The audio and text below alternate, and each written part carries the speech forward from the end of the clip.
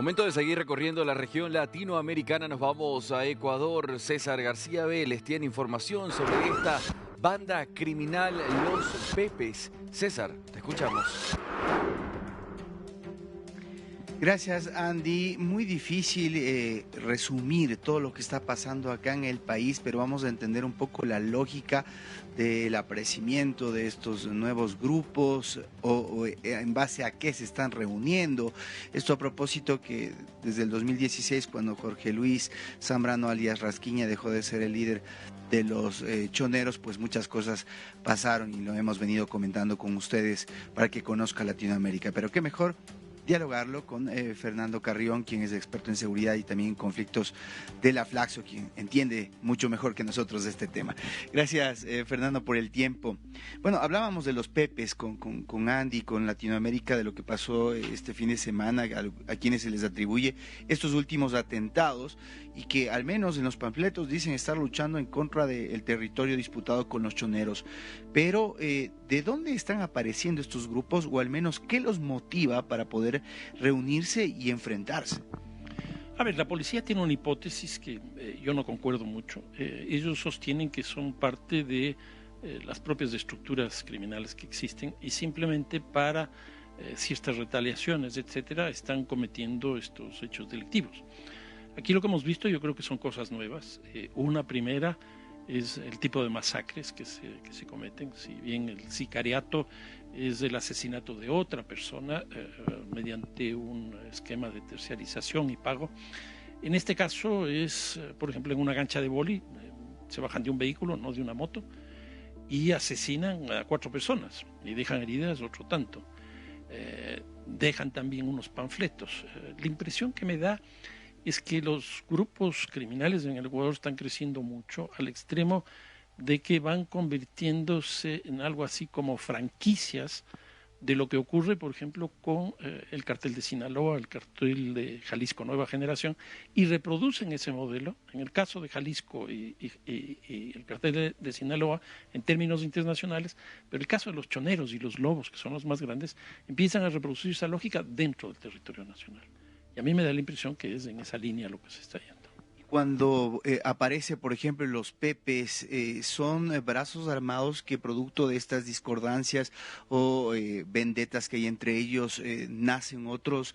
¿O a qué obedece específicamente estos nuevos grupos? Yo creo que hay razones de seguridad de estas estructuras criminales, porque si ellos mismos ejecutan estos hechos, se hacen muy vulnerables frente a la represión del Estado. Entonces, en este caso es preferible tener estructuras autónomas, independientes, que cometan estos ilícitos. Incluso lo del nombre, a mí me llamó la atención porque es una reproducción de lo que pasó en Colombia entre el cartel de Cali con el cartel de Medellín. Y aquí se está reproduciendo exactamente igual entre los choneros y otros grupos criminales. Entonces me da la impresión que de alguna manera sí hay un perfilamiento, podríamos llamar así, de una nueva forma de cometimiento de hechos delictivos en el país. Bueno, el gobierno en el momento en el que categoriza estas 22 agrupaciones como terroristas, señalaba que, y en una entrevista internacional, lo recuerdo, al respecto de que Fito, por ejemplo, no tendría la envergadura de un Pablo Escobar. Pero entonces, estas cabezas que están atomizadas y que buscan organizarse a través de un liderazgo, ¿a quién están obedeciendo? O al menos, ¿qué es lo que les hace actuar? ¿Quién los direcciona? Bueno, reproducir la lógica del cartel de Medellín a estas alturas de la historia es imposible, porque el cartel de Medellín tenía un control de todo el proceso, desde el cultivo hasta el consumo en los Estados Unidos. Hoy día todo eso está fragmentado. Unos cultivan, otros producen, otros trasladan de una frontera a otra, otros venden el consumo, etcétera. Entonces, que exista un Pablo Escobar, yo creo que eso ya es francamente imposible. Lo que sí me ha llamado la atención es que lo que hemos visto como acciones supuestas de este grupo Pepes es que los hechos criminales que han cometido no son exactamente iguales. Por ejemplo, hay esto que señalaba hace un rato, una cancha de vóley, una masacre. Pero hay también la entrada a una oficina estatal. Y a la Agencia Metropolitana de... Exactamente. Entonces yo creo que aquí hay otra cosa. No es eso que generalmente se dice, que es un conflicto exclusivamente entre estructuras criminales. por el control de los territorios, el control de los mercados. En este caso me da la impresión que también ya es una confrontación con el Estado. No hay que olvidarse que hace un poco más de un mes tuvimos el asesinato de 2 alcaldes. Acaba de ser asesinada una persona muy vinculada a la municipalidad en Puerto Viejo.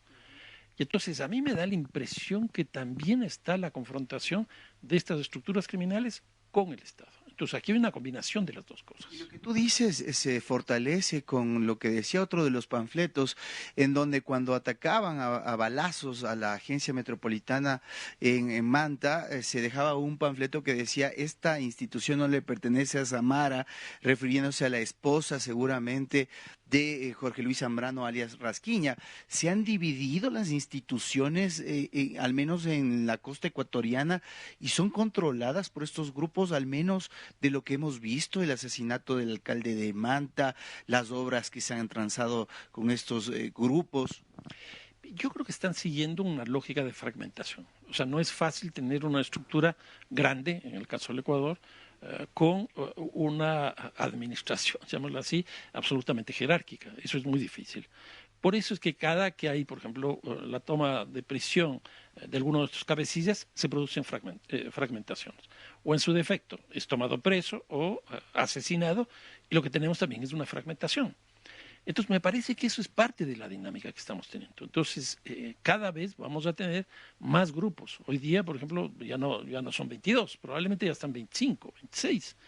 Porque tras de esto hay obviamente esta lógica de repartirse los territorios, de actuar como una forma de preservar la seguridad de la estructura madre, y en ese sentido la división, ¿no?, es absolutamente factible. Finalmente, no puedo dejarte de preguntar al respecto del anuncio de este nuevo estado de excepción en 7 provincias que busca de alguna manera responder a esta ola de crímenes que tuvimos estas 2 últimas semanas, día a día, sicariatos, masacres. ¿Es factible continuar gobernando con estados de excepción, así como lo ha hecho, por ejemplo, Bukele? El presidente Guillermo Lasso estuvo 28 meses y tuvo 18 estados de excepción. El caso del presidente Noboa está en la misma línea. Yo creo que por lo menos habría que cambiar del nombre, que no se hable de excepción, porque ya no es excepcional, es una cosa absolutamente normal. Exactamente. Y tenemos ya la aprobación en la consulta de la posibilidad de actuar de las Fuerzas Armadas, de la Policía, ya sin este tipo de requerimientos. Claro, necesitamos, si no me equivoco, 48 días para que se apruebe una cosa de ese tipo. Pero lo que más me llama la atención es que, con el nombre que sea, los resultados no son buenos. Y entonces a mí me parece que aquí lo que está faltando es una incidencia real en los problemas estructurales que tiene el país en términos de la violencia. Veamos a ver si la política criminal que ha dicho que se recae ahora en el Ministerio de la Mujer punta hacia eso, pero no sabemos ni siquiera cuál es el presupuesto. Así están las cosas acá en Ecuador. Importante el análisis de los Pepes, de esta nueva organización criminal que está fomentando varios atentados, y ustedes han escuchado de Fernando Carrión cuáles pueden ser las hipótesis de cómo están actuando y por qué. Esta es la información, Andy, tú sigues desde estudios. Puedes apostar, César, que así será. Tengan ambos una excelente jornada.